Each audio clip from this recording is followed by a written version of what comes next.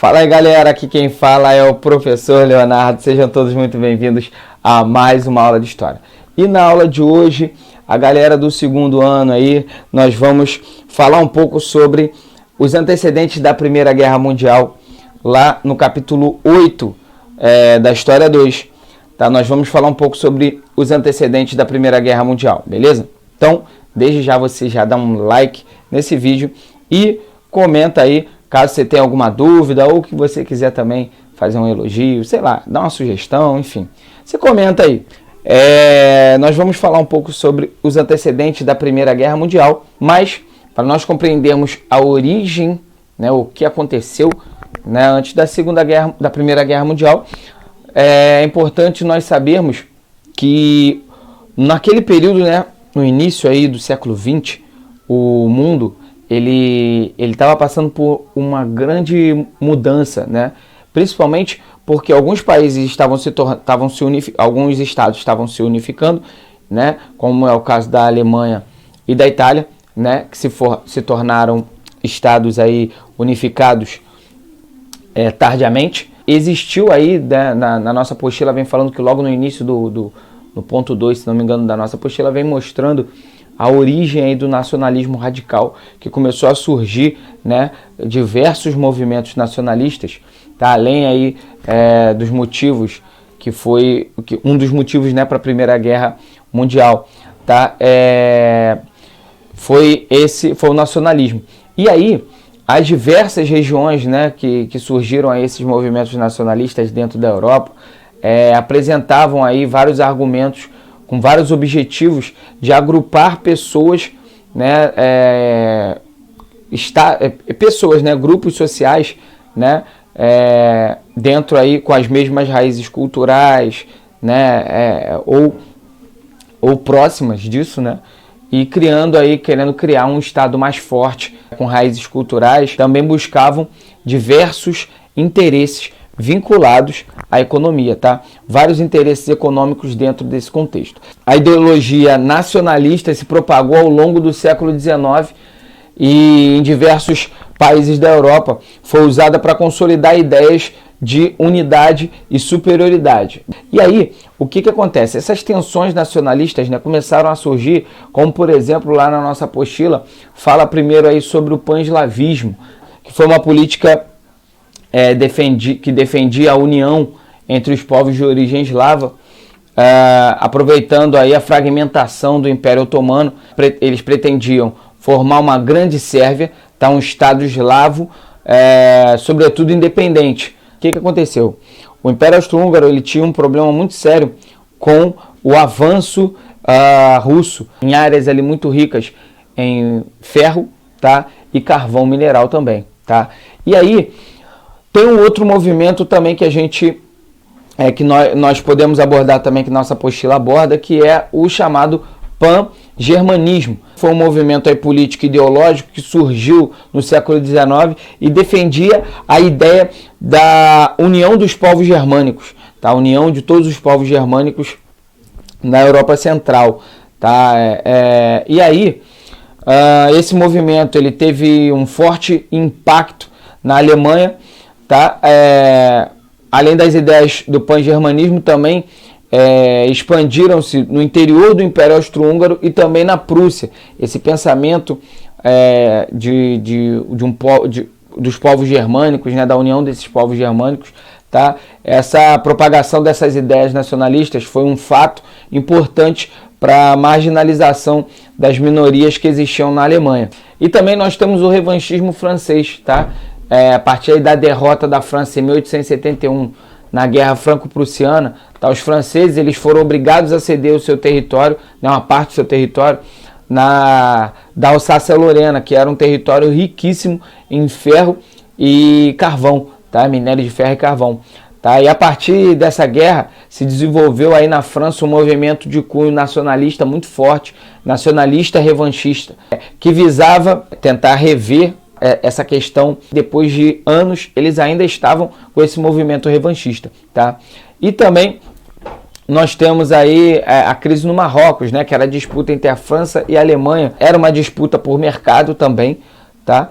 E é importante a gente salientar aqui que todos esses movimentos nacionalistas e todos esses movimentos que estavam em disputa, né, durante esse período anterior à guerra, fez com que a Europa se tornasse um barril de pólvora, tendo aí uma linha tênue entre a paz e a guerra nesses países, justamente por espaços econômicos, porque aqui nós estamos vendo aí nós estávamos pegando aí no final da segunda Revolução Industrial, onde os países estavam em busca de territórios, através daquele neocolonialismo, né? Essa crise de mercado consumidor também, que eles não estavam muito satisfeitos com a partilha da África, né?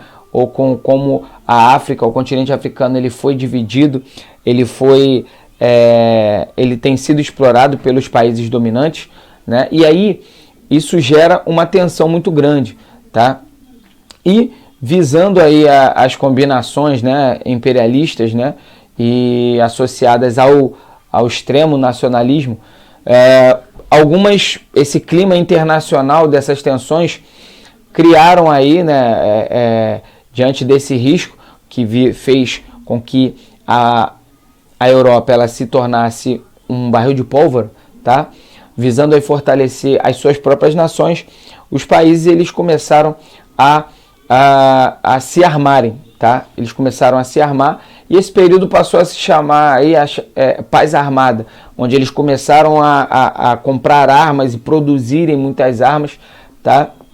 E aí, ao final de muitas e complexas negociações, né, bilaterais entre os governos do continente europeu, algumas alianças elas foram traçadas, tá? Algumas alianças entre países. Nós temos aqui, foram diversas alianças, tá? Mas aqui nós vamos destacar as duas, tá? As duas principais, com os países mais fortes aí propensos a proteger os outros menores ou a entrar na guerra, tá? Numa possível guerra. Então nós temos aí duas alianças. A primeira, a Tríplice Aliança, que é formada pela Alemanha, pelo Império Austro-Húngaro e pela Itália. A Alemanha e a Itália entraram depois no processo aí da unificação, tá? Então a Alemanha ela tem alguns problemas com a França, como nós já falamos sobre a Alsácia-Lorena, e também o Império Austro-Húngaro ele tem aí alguns problemas com a Rússia, por exemplo, tá? A Rússia, com a ideia da Rússia tentar entrar muito para a Europa e invadir aí algumas áreas, né, sobre aquela questão do pan-eslavismo que nós já vimos no início aí do nosso vídeo, tá? E aí o que acontece?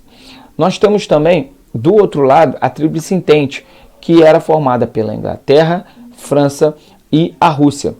A Inglaterra e a França, é interessante aqui a gente citar que a Inglaterra e a França sempre foram inimigas históricas aí desde a Guerra dos 100 Anos. Mas as duas, elas resolveram fazer essa aliança justamente porque eles entenderam que se elas ficassem disputando entre elas, né, elas perderiam espaço para a Alemanha, que estava se fortalecendo muito, né, estava se tornando um grande país industrial, uma grande nação industrial, e eles iriam perder espaço. Por outro lado, também nós temos aí, dentro desse contexto, a Rússia, que estava fazendo frente ao Império Austro-Húngaro, tá? Querendo ganhar mais espaço dentro da Alemanha. E aí a Rússia entrou junto na Tríplice Entente, contrário aos ideais, né, do Império Austro-Húngaro, tá? Império Austro-Húngaro. Beleza? Então, essas 6 nações, né, que ficaram aí, fizeram esse pacto, ou essa união, né, que a gente chama aí de Tríplice Entente, tá? Então, nós temos aí a união desses países. E aí, é importante perceber que essa aliança originou, né, aí diversos posicionamentos, tá, contrários dentro da Europa. Na Europa você conseguia ver claramente 2 blocos que dividiam dividiam o continente, tá? Mergulhado em um clima de uma grande tensão, a Europa ela se tornou um barril de pólvora, tá? O pavio desse barril foi aceso quando o arquiduque Francisco Ferdinando resolveu visitar Sarajevo, que era a capital da Bósnia. Um terrorista da organização Mão Negra disparou contra Francisco Ferdinando, tá? A Áustria acusou a Sérvia, a Rússia declarou guerra à Áustria, a Alemanha declarou guerra à Rússia e a França e a Inglaterra entraram no conflito logo em seguida. A troca de insultos culminou aí na troca de tiros em 1914. Da Itália, né, tinha recebido aí a promessa de obter territórios que estavam dominados pela Áustria, por isso entrou para o lado da Tríplice Entente, tá? Isso já depois do início do conflito, beleza? Então, nós temos que entender que esse grande barril de pólvora da Europa, ele se consolidou em anos anteriores, beleza?